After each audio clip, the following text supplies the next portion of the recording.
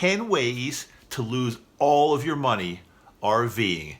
Stand by. I'm going to share them all with you right now.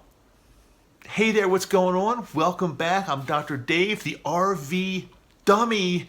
Yeah, I never claim to know everything. I'm pretty much a dummy in many ways, but I do have some things to share with you to help you and your RV experience be the best it can possibly be. Before I get into the 10 ways to lose all of your money RVing, I want to just take a second or two and thank you so much for being a friend, a follower, a subscriber. Thanks so much for being part of this community here. It's when we get people together they're like-minded and we all help each other out. It's not just me, but we all help each other out. That's where it really counts. So thanks for your comments, thanks for your likes, thanks for your reviews or whatever you want. Just thanks for being a part of this. It is greatly, greatly appreciated. And I think right now, do I have Boo Boo right here behind? I'm going to show you Boo Boo. Just introduce him if you haven't met him before. He travels all around the United States with us in our RV. Here he is right now. Come here, Boo Boo. Don't be shy. Don't be shy. Boo Boo is a senior cat. He was a rescue, so we figure he's approximately 18 years old, and I think he's really, really, really enjoying life. Say hello to everybody out in YouTube land, Boo Boo. You want to go down now? Okay, because I've got a lot to share with everybody, Boo Boo, so we got to get going with this. We don't want to waste all of your time. Just some of your time, not all of your time. So let's get into the 10 ways that you could potentially lose all of your money RVing. I'm going to go through, like I usually do, 1 through 10. They're not in any order. In other words, number 1 is no more important than number 10. But you'll see what number 10 is. Actually, I've got a surprise for you for number 10. So number 1 is when you buy a new RV. These days, I don't buy any vehicle, anything with a motor. I don't buy anything new. I can afford to. If I wanted to, I could walk into a showroom tomorrow and buy something new. I just don't, because I think it's a waste of money. As soon as you drive it off of the floor, the showroom floor, the lot, whatever it might be, it depreciates. It loses a tremendous percentage of its value almost right away. And then it goes down fast and fast and fast. I like to buy vehicles, whether they're RVs or cars or trucks, whatever it might be. I like to buy them that are maybe just a few years old. Somebody took great care of it, and that's where you get the absolute best deal. Number 2, kind of related to number 1, but I'm going to call it buying retail. Buying retail goes for new or used. And so when I'm talking about buying retail used, I'm talking about walking into a dealer and paying top dollar for that used RV sitting there on the lot. The way I prefer to buy an RV, and I've done this twice already, I'm fairly new. I'm the RV dummy. I'm fairly new at this, but I've learned already. Don't be in a hurry. Scour through RV Trader, RVT.com, Craigslist. Although I did a video, you got to be careful about Craigslist. There's some scams there. But take your time, find an RV that's just right for you, negotiate a good price from a private dealer. I'm sorry, a private party, not a private party. Now, I'm not saying you can't get a good deal from a dealer. You may be able to. But generally, when you're buying from a private party, there's just not the markup. There's not all the overhead that goes into it. Dealers have to maintain their lots and their facilities, and there's generally more overhead, more expense. Not always. You have to be careful, and you have to do your research, and you have to know what you're paying. But generally, if you buy an RV from a private party, negotiation, check it out and make sure it's the one that's right for you, and go for it. Number 3 is the 10 ways to lose all your money RVing. And I've told you this before, but I'm putting this on a consolidated list now. When you take out a loan on an RV. Basically, now you might disagree with me, and I've had people that have disagreed and called me names and pretty much told me I don't know what I'm talking about, and all I care about is money. But that's really not true. I care about your money. I care about helping you save money. And essentially, if you're buying an RV that you cannot afford to pay cash for and you need to take out a loan for this RV, generally that means you can't afford it. Don't kill the messenger. I'm sorry. It's just the way it is. If you can't buy it, if you can't pay for it, if you can't write a check for it, chances are you can't afford it. What's going to happen is you're going to finance it over a period of I don't know how many years. Maybe some people finance them like a house, like over like a mortgage, like 20 to 30 years. That is utterly ridiculous because it's different than financing a house. A home is generally an appreciating asset. Now, I don't believe in. I believe in paying off your mortgage on your house as soon as you possibly can. I don't hold any debt personally, but at least a house is an appreciating asset. So as you're paying off a loan and interest, the house is going up in value. Whereas if you're paying on a loan for something with a motor in it, but whether it's an RV, a car, a truck, a boat, whatever it might be, it is depreciating. It's going down in value, and you're still paying this incredible loan. It doesn't make sense. Please don't do it. Don't do it. And don't give me a comment that says I don't know what I'm talking about. I do know what I'm talking about. You might not agree, but I do know what I'm talking about here. Please don't do it. Number 4, how to lose all your money RVing, staying at expensive campgrounds. There are some campgrounds out there, and I've seen them, that cost upwards of like $80 to $100 a night. That's just, I mean, it's like a country club resort.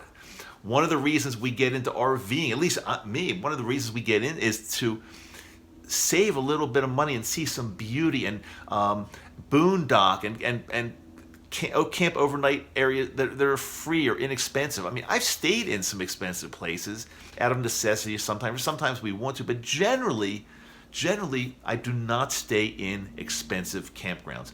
Now, I am a member of KOA. Don't kill me here. I'm a member of KOA. Yoko and I are members. So if we're traveling and we really want to make some time and we just have a quick stay over, we will stay in a KOA sometimes. And by being a member, you get like, I think it's like 10% off your stay. So that does add up after a while. And being a member is very inexpensive. But again, you can spend a lot of money on these expensive resort type campgrounds, and the money will just go fast. So be very careful with that. Number 5, how to lose all your money RVing is, and now I fit into this category kind of, I will admit this, if you're not handy and you need to pay a mechanic, a handyman, some kind of RV tech or whatever, pay them to do every single thing on your RV. Like, you don't want to touch anything and you want somebody just to do. Now, look, if you've got the money to do it, it's okay. But I've seen people that are paying to have their rigs winterized. I mean, that's not a difficult thing to do. You go on YouTube and find out how to do it. I don't know how long does it take to winterize, less than an hour to winterize a rig. Almost anything you want to do. Now, I'm not a mechanic. I'm not that handy, but sometimes I'll go on YouTube if something needs fixing, and I'll figure out how to do it myself so I can save a few bucks. And then you have control. You can do it when you want to do it. You don't have to have your RV sitting in some repair facility for a long time. Sometimes you just do it yourself and you learn and just get it done and save money along the way. Number 6. Number 6 is not maintaining your rig properly. And I'm linking this to number 6 also, or not storing it properly. So I'm one that believes, again, not just my RV, but on all my vehicles I have, I try to keep up with all of the maintenance, because I found over time when you're maintaining things properly, frequent oil, regular oil changes, having the brakes inspected, having everything looked at, tires, pressure, everything, it will last so much longer if you just stay on top of the maintenance. If you let it go, you're going to not only have breakdowns, but your rig it'll just die faster. It just won't be as good. It won't be in such good shape. So keep up with the maintenance. And also, along the same lines, make sure you store it properly, whether you're storing it between trips or whether you're storing it off-season. Make sure you store it properly. The weather, the leaves, all the stuff around, rodents can wreak havoc on your rig, and they will make it go down in value, and it won't be as nice, and there'll be all kind of crazy things going on. So make sure you store your rig properly, again, depending on the season, time of the year, what you're doing with it. Number 7, a great way to lose all of your money RVing, we've all been a little bit guilty of this, some more so than others, is just feeling that you need all of the latest gadgets. Typically what happens is You pull up to a campground and you start to look around and you take a walk and you look to see what everybody else has, and then you feel you got to get the same thing. Well, guess what? You don't have to get the same thing. You don't have to keep pouring money, dollar after dollar, into your RV just to have the latest and greatest gadgets and make it look good so everybody looks at yours and talks. No, you don't have to do that. Just be comfortable with what you have. I mean, you might need something, but you don't have to keep up with what everybody else is having and doing. It's a dangerous situation. And in life in general too, not just RVing, but in life. Don't envy or be jealous or think you got to keep up with everybody. You don't have to. Number 8, belonging to all of the clubs. Good Sam, AAA, the list goes on and on. They're not that expensive to belong to one, but when you start belonging to more than one or two or three, it does add up. So, and a lot of times most of the benefits overlap anyway. So pick the club. I'm a firm believer in AAA or Good Sam or somebody that's going to come out and help you out on the road if you have a problem and get you discounts in campsites and campgrounds and things like that. But just pick the one, pick the one that you think is right for you, and don't get sucked into belonging to multiple memberships. It's kind of throwing your money away. You don't really need to do that.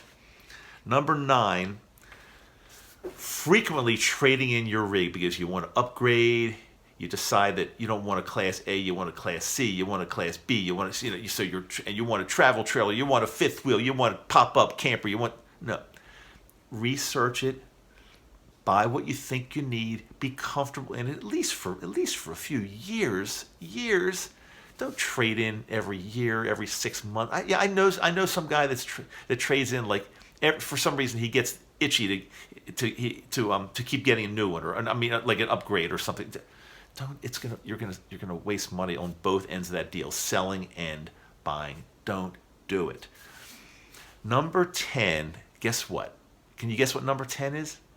Okay, so number 10 I intentionally left blank because I know there are a lot of ways to lose all of your money RVing. And I gave you 9 and I gave you number 10 with the blank. I want you to comment down below the video, comment on one of your favorite ways to lose money RVing and share with me. And if I get a whole bunch of them, I might do a whole new video. If I get at least 10, I might do a whole new video called something like 10 more ways to lose all of your money RVing. So please help me out. Fill in your blank for number 10. Let's see if we can have enough to do a video. And again, before I leave you today, if you have not subscribed, press the subscribe button. It's right over here somewhere, right over in that direction. Press subscribe.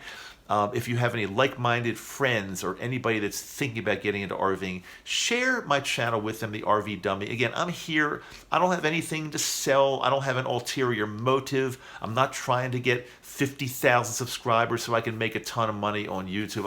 I'm not trying to do any of that. I'm simply here because I have some time, and I'm simply here to help out my fellow RVers, my friends, my fellow human beings in the world. Because sometimes what I talk about, even though it's RVing on the surface, it spills over to our lives. For example, the number, what was it? What was it? It was buying the latest gadgets, number 7. That spills over to lives because I know so many of you, you look, you admire, you notice what all your friends and neighbors have, whether it's a vehicle or something in your house or whatever, and you're admiring that and you want to keep up. And keeping up with the Joneses is one of the most dangerous things in our lives as far as a financial plan, because the money just starts to go. And I want to see you accumulate enough money. If you have not done so yet, I want to see you accumulate enough money so if you're retired or if you're getting close to retiring, or when you get to retirement age, so you can live your life the way you want without having to be stressed about money and strapped over money. I want to see you live comfortably. And the only way to do that is to live below your means, invest the difference, invest over a long period of time, have money in your retirement plans, make sure you've got a plan. And when you have money, you can not only be more comfortable, but you can You can give to other. You give to charity. You can. There's just so many options on your plate when you do have some money, and you're not spending it all on ridiculous things. So that's my little. It's not a sermon, is it? That was not a sermon. I'm not like up on the soapbox like preaching down to you. I'm just sharing what I know, and I've made all the mistakes in my life. Trust me, I've made plenty of mistakes. That's why they call me the RV dummy. And you know something? We'll end on that note. Send me your way to lose more money RVing, and we'll see if we can make another video out of that. Until next time, Dr. Dave, the RV dummy, along with, where's Boo Boo? Boo Boo's right here. Can you see?